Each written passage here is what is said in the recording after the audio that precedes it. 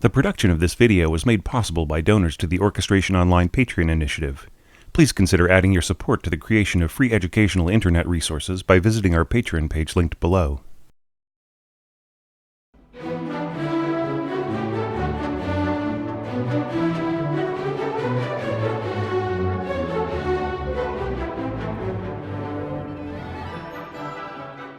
Hey there, this is your orchestration tutor Thomas Goss, welcoming you back to another lecture on the planets by Gustav Holst. We left off just before Figure 5 in Jupiter, where the music was setting up a new episode. Now let's see what that episode is all about. Now once again, we are playing around with the original idea of the bum bum bum. Only it's a little bit inverted. Instead of going bum bum bum, it's bum bum bum bum bum bum, right? So we've kind of turned the melodic curve around with the third note coming first instead of third in our little motivic group. Of course, you can study all those things on your own, especially using the piano score, which is freely available on IMSLP, but it's nice to point out these little hooks and these little ways that Holst makes things interesting and invents fresh material with the same basic elements, which really creates a unified work all the way through. This section is pretty much in 3/4 for the next few pages, and it starts off with another A6 horn melody, this time without the strings. I actually find this to be a more pleasant sound, with the horns not being accompanied by very, very forceful mid-range strings. The melody is right in the sweet spot. I mean, it doesn't really leave the range of the treble staff at all. And this really goes to show, once again, how useful it is to know your transpositions. So that, of course, when you look at this, you can think in concert pitch that it actually starts on concert G, and then is followed by a concert D, next to middle C, and so on. So everything sounds down a perfect fifth. And yet you see that from the horn player's perspective, that it's all pretty much right in the staff, which you would assume would be the most natural place for a horn player to play. And indeed it is, for more modern scoring, as we understand it today. The horns are accompanied by very, very simple downbeats, just slamming home the downbeat of each bar in actually fairly simple chords. There's some very cool triple and quadruple stop scoring going on here in the cellos. A lot of it is meant to optimize open strings and get the most sound possible out of the cello. For instance, right here we have the G and D, which are open strings. All the player has got to do is get this B right here on the first string of the instrument, and the rest of the chord is very easy to play. Now here, they will have to finger 3 of these pitches, but notice that the A on top is scored as a unison. We go back to the original chord, just getting that top B, and then the basic shape of this triple stop plus the open string is repeated here, only going D, A, and F natural, rather than the major 10th from the root. We have a minor 10th here, and so on. So it just means that you can hit as many strings as you like with the cellos and that big chord there. Keep in mind, this is something that often developing orchestrators need to be reminded of, and that is that chords like these look great on the page, and you can see that this is a master orchestrator who is applying the technique here. But all too often, an orchestrator will look at this when they don't know string orchestration all that well, and they will write out a triple stop or a quadruple stop as a very long chord, not realizing that in most cases, the bow can really only hang on to 2 notes at once, so the bottom note is going to be a bit of a grace note. So it doesn't make any sense to score them all out as long held pitches. All right, so just remember that if you decide to work out your own triple stops for the cello and taking inspiration from this, perhaps scoring those kinds of techniques for the first time, just keep in mind that this works because it is a brief, loud note that can just be hammered across the strings. Practically the true definition of the word martellato. One last thing I'll mention here before we go on to the next half a page, and that is this quarter note equals quarter note metric modulation. And I think some of this might have to do with conducting this opening in one. In other words, the conductor is just going to go downstroke with their baton, downstroke, downstroke, bum bum, downstroke, bum bum, downstroke, dum dun dun dun dun dun dun dun dun dun dun dun, right? Rather than going 1 2 3 1 2 3 with the tip of the baton. I think a lot of times that might just be unnecessary. So if they're just going to give one solid stroke here, then it's a real important thing to just remind the player, look, the quarter notes are going to equal the same thing. So where the conductor might have been conducting in 2/4 before and giving two solid indications with the tip of the bow as to where the beat was, now it's just a single stroke, but keep the time values the same, right? And, some people might be trying to add metric modulations whenever the time signature changed, but I think that's unnecessary, and you don't really see that all the time or much of the time, unless there's really a need to remind the player for some particular reason. In this case, I would say probably mostly to do with the way that the conductor would be likely to conduct this. Now, going on, we have the melody of the horns jump to the strings and the winds. Now, it's very simple scoring, just like before. And this is using a very similar kind of sound to a few pages back. If you remember, there was a passage for mid-range to lower range strings where those pitches were doubled by clarinets and bassoons, and the sound of the strings just swallowed up the sounds of the winds. The same thing is going to happen here to a degree. As the phrasing goes by, you might hear the oboes or clarinets stand out of the mix just a little bit. But if the conductor and the orchestra do their job well, this will just sound like a very, very emphatic string melody with, of course, a fuller sound than you would normally expect. So the placement of the melody is very simple. It's basically just doubled violins, so you're getting all, say, 30 to 40 violins playing at once in the first and second violin groups, and then viola doubled by cello, right? Because C clef, right? Up a fifth from that central C line is G. Here we have another C clef, this time the tenor clef. Up a fifth from there is G, right? So if you're still getting hip to your tenor clef reading, that is one clue that can help you out, right? You can just notice the relationships between parts like this where they're doubled and learn to read them as if it were just one part, right? When I look at this, I just see, yeah, that's right, they're doubling at pitch. So these pitches are being doubled by oboe and clarinet for the violins altogether. And then for the violas and cellos, we've got English horn reading down a fifth, right? Just like horns.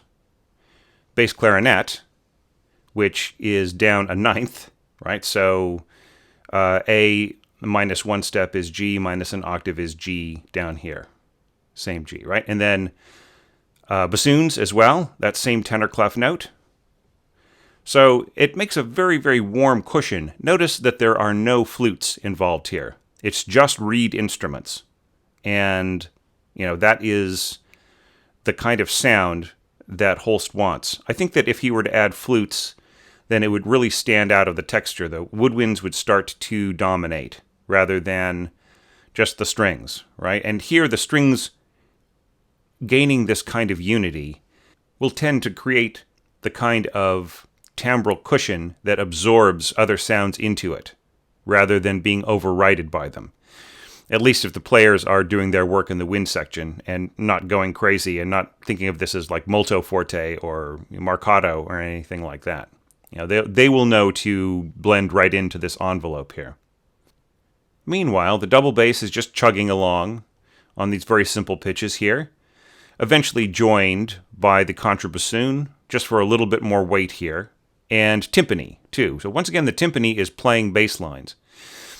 Throughout Jupiter, there is the use of a more bassline-focused timpani, but notice that it's really effective in this way because it is just really hitting the root of each chord, right? And it's very simple because Holst has assigned himself 6 timpani, right? So he has much more leeway than you normally would have with a regular 4 timpani set.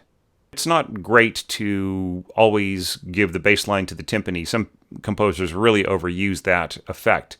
But in this case, it works really, really great. And especially, it's as if the timpani were really just built for this kind of playing, this big downstroke. Notice that this is going to be on the same exact pitch as the contra and the double basses. But then go up to F here, which will be an octave higher than those instruments, right? And then together, and then an octave higher once again. So I really like that, the sense of unison, and then octave, unison, and then octave. I think that is something that you don't really notice, but it is really, really effective. Now, add to this lovely idea on the horns. I really feel that it's more about this idea than it is about that idea. Yeah, of course, this is a repetition of what came before, and it's the melody and everything else. People are going to be noticing that. But this wonderful arcing phrase here, it's great. It's just, it's like angel wings, or it's like mugs of heady ale spilling over as they're crashed together and people are toasting their good fortune and their jollity. But it's a really neat idea for the horns for all that. It starts off with harmony here, with, once again, 2 on a part, and then this harmonized sweep downwards, coming back up, and once again just taking all of their positions in this arpeggiation, going back and forth. And it really has a magical effect, but it is very hard to get exactly correct. Now, just a day or two ago, I uploaded a little tip to the main Orchestration Online website, which is going to be in the book 100 More Orchestration Tips. And that talks about the unity between first and second hornists, and then also touching on the unity between third and fourth horn players, and how it's sort of better to use them in certain kinds of unison playing or harmony playing. It's better for the first to join up with the second rather than the first and the third all the time. And there are some orchestrators that really do a lot of 1 and 3 harmonies or unisons in places where it doesn't always need to be. And what that loses is the unique bond that exists between first and second horn player. Well, it's all there in the tip, and I don't really need to go over it again. But here's an example of how it works and it doesn't work, right? So, in this case, the first and second playing the same pitch here, on a more accompaniment part, granted, means that they're going to be really, really in sync. And they're going to be able to play these right on the nail. They're just going to be able to completely get it right.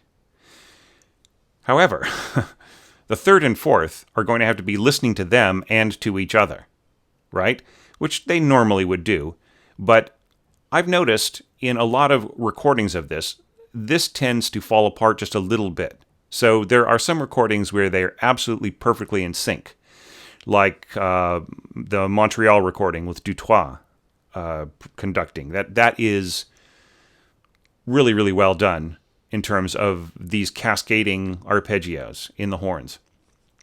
The recording that you're going to hear me use for a reference track in just a minute, you'll hear how hard this is for the horn players. They get it pretty close, but you can tell that there is just a little bit of breaking apart in terms of the exact synchronization of every pitch in these cascades. So just kind of like a little bit on the way down and a little bit on the way up.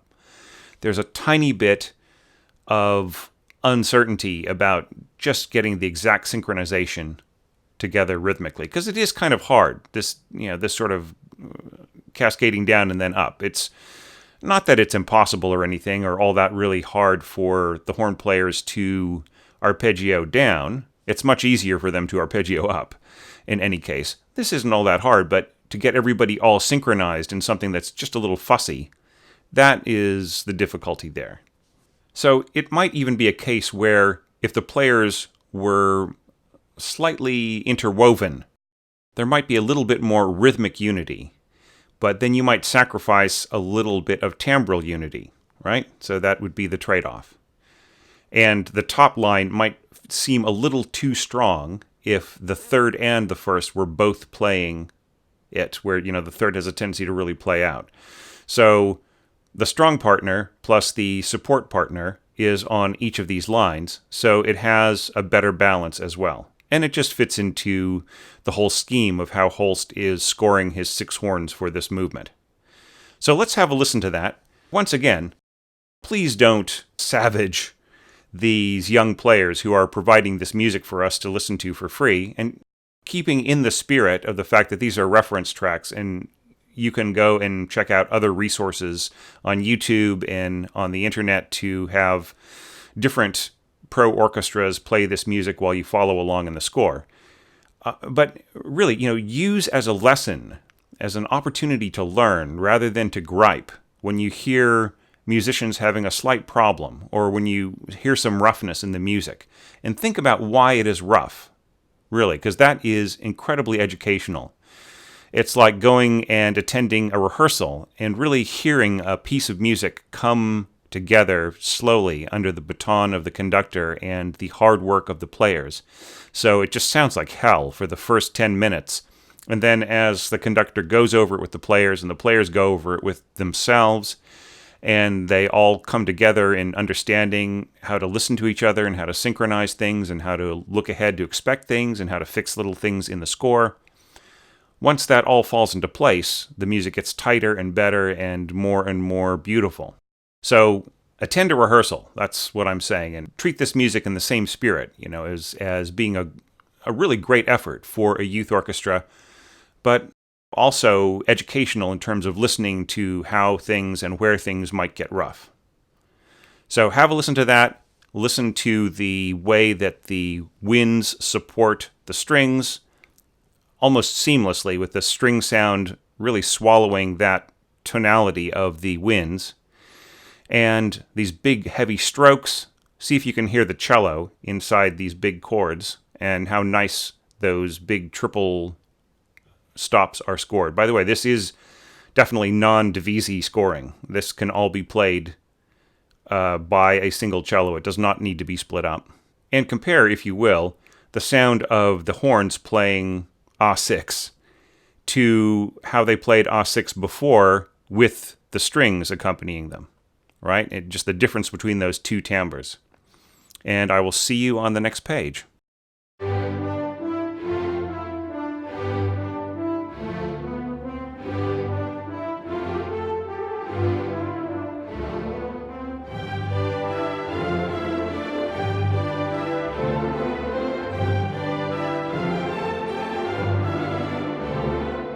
On this next page, we see some similar functions return to the strings, a heavy downstroke on the downbeat. The cellos are, in fact, exactly the same, whereas the violas and violins have some of the same pitches, but they've added more widely spanning quadruple, triple, and double stops across their span. Once again, non-divisi. And these are easy as well to play, just like the cello triple stops. For instance, here we've got the open G and D plus B and G above. And this is actually a very pleasant chord to play on the violin and on the mandolin. It's kind of a chord that you can play to see that your instrument is in tune. Kind of like the E major chord on a guitar. And this takes a little bit more searching around to find your fingers, but it's still not that hard. Pretty simple. You're going from this B6th here with your fingers and then reaching over for an A6th and just kind of barring the C sharp on top from that. And so on. So this just kind of goes on. then this tambourine right in the middle of everything, really, really, really fun. Nice flavor to it, right? We're really building up the picture of like godlike joy, right? And a big celebration and everybody cutting loose and dancing and having fun. This is kind of more like elephants dancing, but it's still pretty cool. The melody jumps over to trumpets, exactly the same melody once again. Interesting how little changes over the course of the first three statements of the theme. Yeah, pretty much just the same thing again and again. But the reason why it is so refreshing is because the context keeps changing of the timbre and the energy and everything else, right? So Holst can get away with a lot of reuse of the material without sounding too monotonous. Now, the little diving and then jumping back up idea for the horns has transferred itself over to all of the upper winds. So piccolo diving down through these chords. We've got this sort of harmonized inside and below, full triadic arpeggiation from the oboes and the clarinets. Not really doubling the same exact pitches. You know, the inversions are just slightly different. So this one being a 6/4 and this one being a 6/3 on the next pitch down in the chord. And then the English horn kind of sitting right there in the middle and providing the same note as the third clarinet, which would just be harmonizing right below the lowest note of the oboe, and so on. So just a really lovely sweep, and nicely voiced chords, really, I've got to say. It's an arrangement of the more pungent reeds going over a harmonized octave chord below, and then a more stretched out voicing with the flutes and piccolos on top. And it has just a really nice edge to it. And I really like the fact that it swoops down in eighth notes and then rockets back up in 16th notes. Now keep an eye on this, kind of put this in the back of your mind, because we're going to be seeing this whole idea again in a completely different context, in a different movement. And there's going to be some resonance of meaning between those two sections, right? So just catalog that for later. Then I love how this goes to triplets, and it almost sort of seems to spill over and then entirely committing itself to 16th notes up to the third beat and then coming back down in triplets again. And sort of providing a little bit of syncopation with the horns. Now, what are the horns doing throughout all of this? Yes, they kind of go back to their cascading here in harmonization, as you can see. But really what they're doing mostly, which I feel is the most effective, is the, bum, bum, bum, bum, providing a syncopated tension against the statement of the melody in the trumpets. And once again, it's using exactly the right tools for the right job, as the timbre of the horns, while it can be very gruff and boisterous, is not going to walk all over the timbre of the trumpets. Right? So it really is a great contrast between timbres, and it's just another great reason why we have so many different kinds of colors in the brass section itself, even when you would think that things would be much more uniform, because the basic philosophy of pitch formation is the same through all of the instruments. I've actually deconstructed these 8 bars in one of my lectures on texture, balance, and function, especially with regard to function, looking at a page of score like this and immediately grasping what is going on by breaking it down into very simple functions. For instance, melody in octaves by the trumpet, savage downbeats by the strings, some interesting percussion effects, syncopation by the horns, and these wonderful arcing phrases by the winds coming together with the horns towards the end of the passage. So this is a really easy example for you to get used to thinking in terms of function when you look at a page of score. It looks big, but really it's very, very simply put together. Now keep that in mind as we look at the other side of the page over here. We have contrabassoon rejoining the bass, along with some timpani coming back in. and the bass tuba, this time playing an octave higher than double bass and contra. And it just really gives it a rock-solid feeling as the music changes. Stringendo here, so the music sort of seems to pick up a little bit. Conductors have a tendency to push the music a little bit and then kind of let it settle a little towards the end of these 8 bars. And I find that to be a little lazy, right? There will be a resistance on the part of less experienced players from time to time to just really not want to speed up as much as the conductor is indicating, or the conductor is not being as emphatic about it and letting the players drag them back down to what they might feel is a more normal speed before the definite accelerando coming in the next page.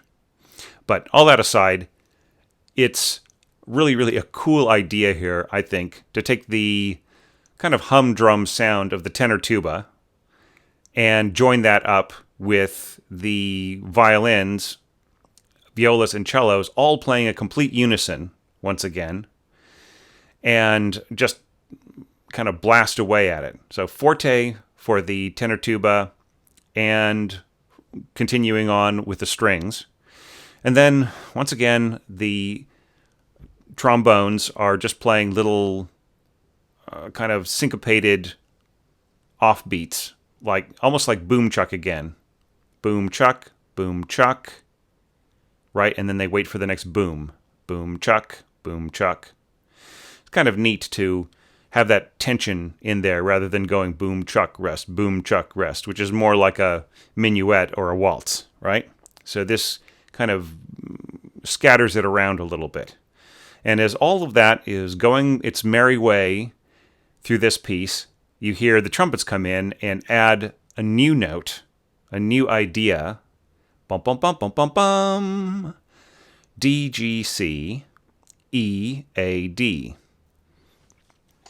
So these 5 pitches are essentially the same ones that came in at the beginning of the piece. You could sort of rearrange these, and then you'd find that you could rebuild out of those pitches the same kind of cascading, echoing wallpaper that we heard in the strings at the very beginning of this piece. In fact, some of the relationships, some of the ways that these notes stack are reflected in that opening idea, although not all the same, as you'll see. But, once again, I joked about outer space music, and the idea for the opening of Star Trek is right in here. Bum, bum, bum, bum, bum, bum, bum, bum. The same 2 chordal gestures that we're hearing. Now that is immediately echoed by A2 flutes, A3 oboes, A3 clarinets, 8 players blasting away. Once again, just doing what they can to come up to the same strength as one forte trumpet.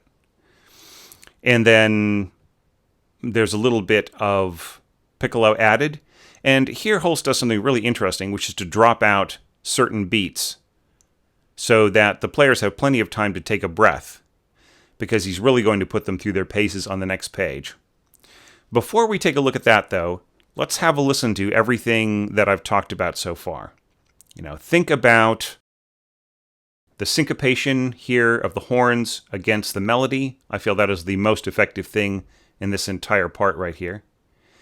The lovely cascading down and then leaping up in the winds, and how the harmonization of this gesture all the way through sounds, and the way that it joins up with the horns going towards the end.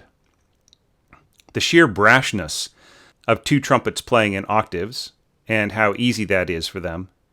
Note one little thing I forgot to mention, and that is when the second trumpet gets down into the basement here, Holst has seen fit to add a little bit of first trombone, just to really make sure that those bottom pitches don't end up kind of blatting, right? So he gives them a little bit more strength there from the first trombone in doubling.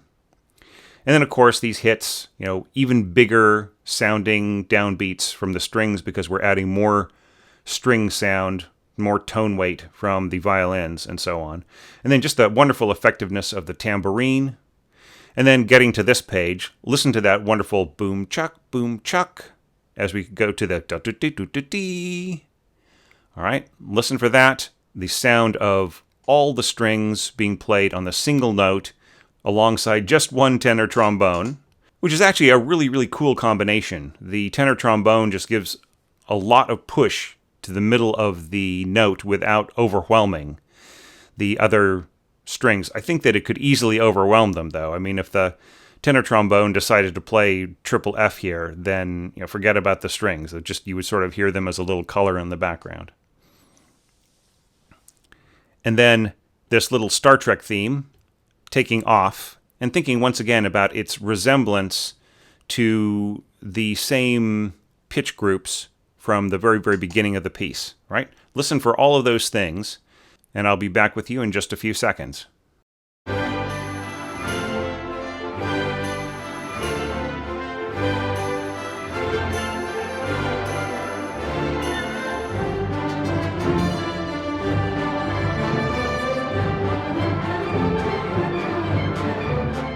Now we turn to the third page of this lecture, and if you are inexperienced as a score reader, you might be looking at this and saying, well, how do I figure out what's going on here? Thomas, help.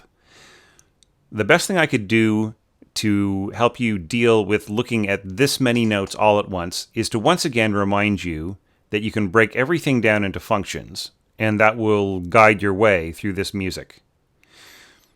For instance, we have the downbeats happening in the lower strings, this time going to the horns, then the bassoon family and bass clarinet, right?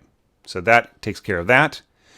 We can see that the melody is being played by all four trumpets now, so that takes care of that. And then here we've got a little counter melody by the tenor trombones, and then the little Star Trek theme turns into a bit more of an accompaniment pattern rather than a melody for its own sake, right?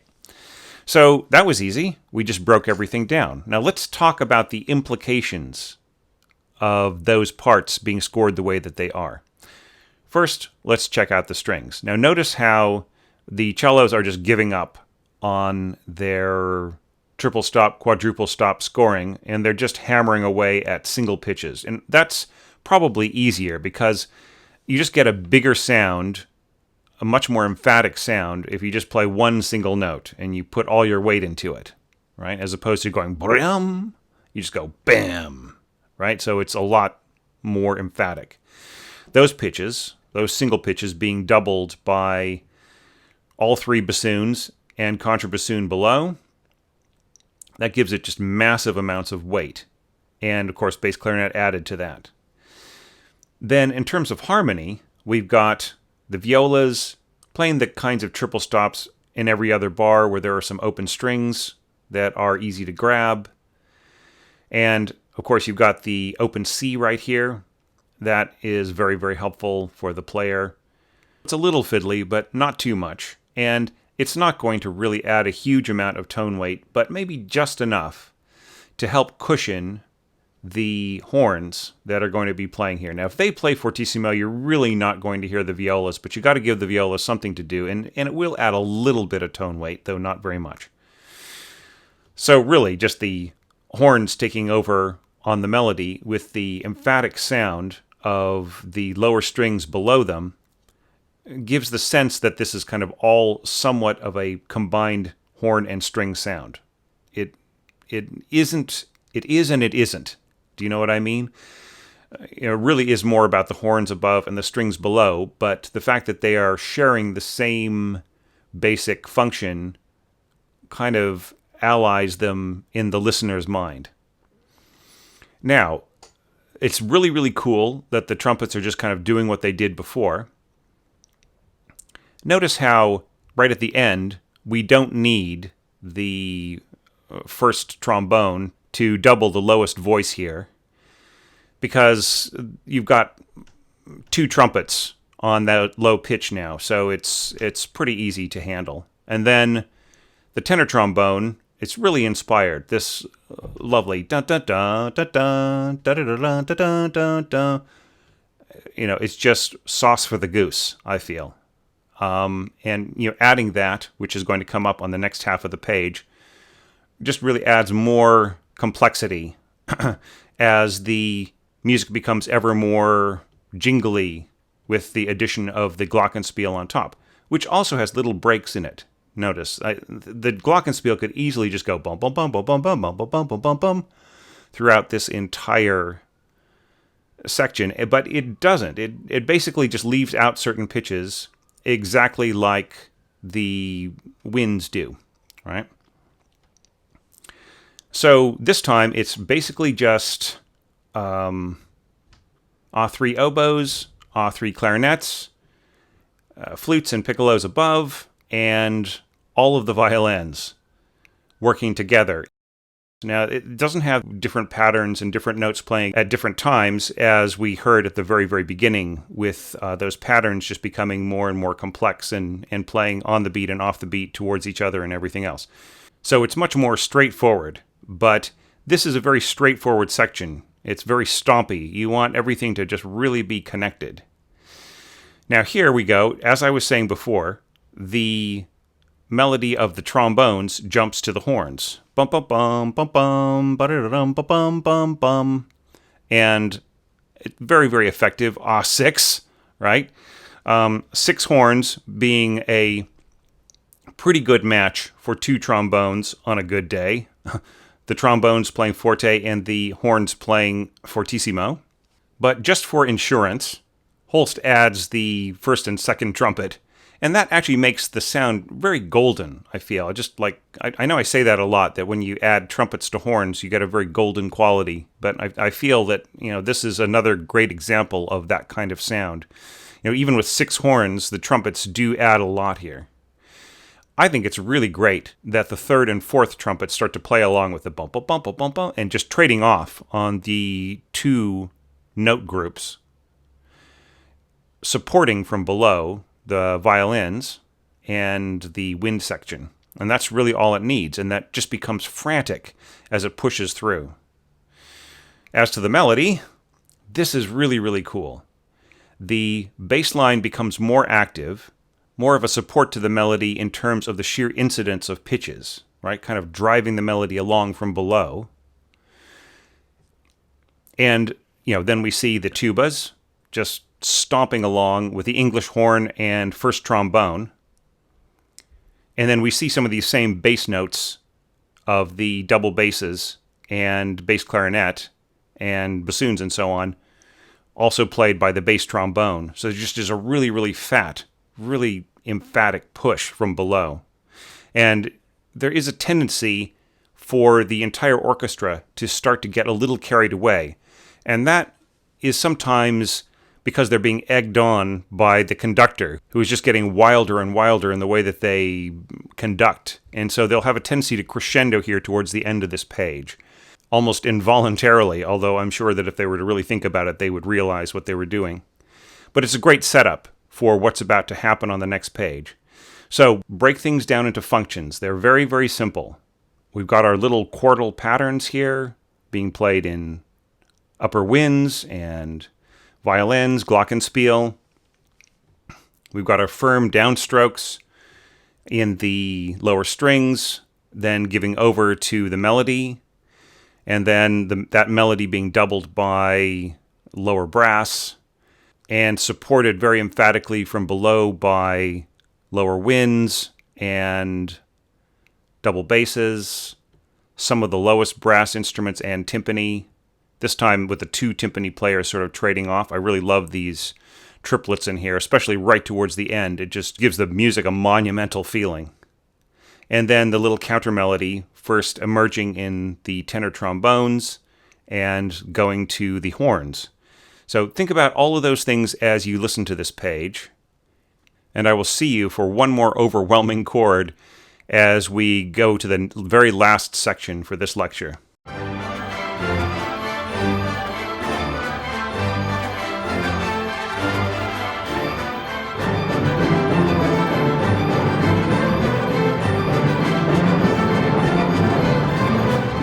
Everything that we just heard leads up to this big crashing chord right here. And it's really wonderfully scored. This is the kind of scoring that you want to emulate if you're doing big, swashbuckling space operas. All right, it's just that kind of music. Notice that the strings are done very, very simply, right? We just have these C-sharp octaves in the firsts and F-sharp in the seconds and so on and so forth. It's just all really very much just a bunch of triple F tremolos. Some of the same pitches of which are being played by piccolos, flutes, oboes, and so on, upper strings, pretty much all the way through. Notice how the pitches of the clarinets are being scored in flats rather than in sharps. It's just easier to read. And, same thing is going on here in the cellos and double basses, hitting those low B flats rather than A sharps. Same thing for the lower winds and lower heavy brass. Now, giving the marking of triple F to your trumpets and trombones just means that they are going to dominate the heck out of everything else going on. So this beautiful architecture that you're seeing up here in the winds and down here in the strings, it's really going to be all about the heavy brass here. Their resonance is going to just walk all over all the other instruments of the orchestra, especially with this big cymbal crash, right? The cymbal crash is the introduction of white noise into the mix, right? So that further complicates the perceived dominance of the string and wind texture. In fact, it's so much of a given here that the wind players are just like cutting off, right? They just hold for 8 bars and then they just let go when the heavy brass get to this chord right here. Because the resonance of the overtones here is just going to fill in whatever hole you thought that you might be expecting right after these winds cut off. It's very similar to the trick that he used at the end of Mars. So, boom, and everybody holds this chord. We're going back to tempo 1, right?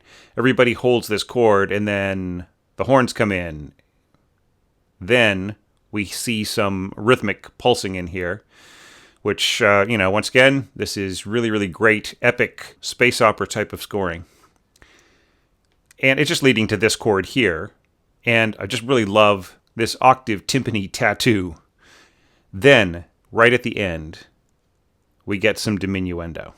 Giving over to the horns and lower winds is just a really beautiful effect here. And adding just a teeny little bit of that tattoo continuing on. All right. So this is all very splashy, all very exciting. Once again, the harmony is something that you can work out for yourself by looking at the piano score. But you can see that a lot of it is really, really obvious scoring. It's just relying on the strengths of the instruments and a knowledge of their timbres and how their timbres work together to fill in holes, like right here and so on. And then getting really beautiful contrast by going from just really, really kind of nasal, kind of cutting sound of the heavy brass to the horns plus the lower winds, especially in the sense of the combined sound of clarinet and bassoon family type instruments. Now, we're continuing on here, and a lot of people look at this section here and they get kind of bored and they just want to move on to the elegiac melody that is about to come up, that really, really beautiful section. It was turned into a hymn, and so on. Okay, well, that's very interesting, and we're going to go over that in the next lecture. Bum bum bum bum bum bum bum bum bum bum. Okay, that's all kind of interesting too, and people sort of glance over that, but they just really want to get on to the next thing. Let's take our time, because there are some lessons here. In the first place, the lovely sprightly character of bassoons mixed with double basses and violins in octaves, playing pizzicato. I think that's just a really, really cool idea. Very selectively, too. They're not playing the harmony in any of these little chords, right? These little inverted triads.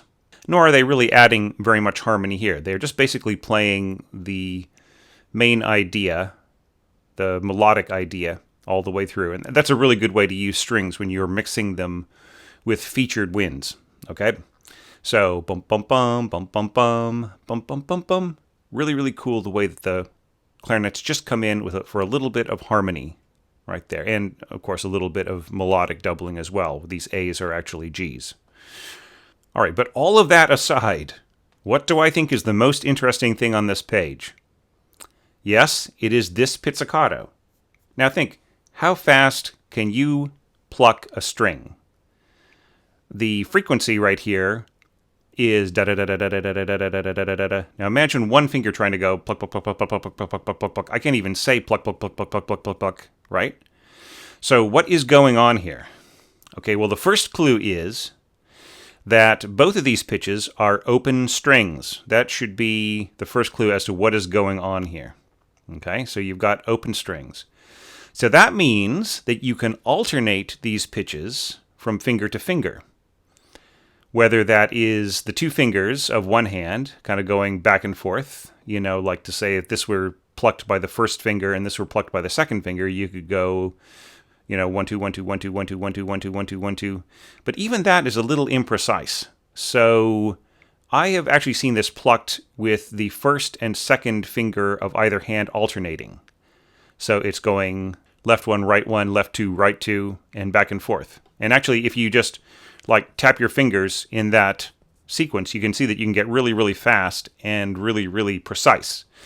And, actually, if you're a guitarist or something, try plucking that yourself. So I've seen it done like that. I've seen it done in a couple of different ways. But this only works because it is an open string, right? And also a little bit because this is Holst, right? So the players worked it out. They've got a strategy for it, and it's all good. But keep in mind that I would not throw this into any old piece, right? And I would be very, very careful, and I would definitely not do it at this tempo on a fingered note because one of your hands is going to be holding down the string, so it cannot alternate with the other hand in terms of plucking. Correct? So don't be emboldened by this very, very fast pizzicato tremolo to just score any pitch at this kind of speed. Going on, you see that it just kind of continues for the rest of this frame, and the doubling by pizzicato just kind of gives up at that point, and it really isn't needed because we're just going to kind of a more sprightly, upper wind dominated idea, really going more into the flutes and oboes and so on. This is a really cool idea, by the way. Not to be dismissive of it or anything, but once again, it's kind of a summing up of certain gestures and certain ideas and changing the scenery on purpose, right? It's as if you had just seen a big party scene on some of the previous pages, and now you and the audience are sort of sitting there and you are watching the screen sort of change on stage, and in the background, perhaps this kind of tense plucking, you can hear the sound of the stage techs moving some of the scenery around and getting things prepared for what is to come on the next page. And we will study that, right? So think about all those things. Think about this lovely little timpani roll and, the way things sort of let go here at the end, slowing the music in a measured way across 3 beats, right? Getting ready for the entrance of the next theme, which is going to be much slower. And, the wonderful sounds of this horseplay in here by the winds, the surprisingly precise sound of this measured tremolo on the middle strings, and then, of course, beforehand, that really wonderful chord and very brash space opera type scoring. And I will see you in perhaps about 10 days or so here on Patreon, maybe more like 2 to 3 weeks on the regular YouTube channel. I hope you have a great time studying this, and I can't wait to show you the next section.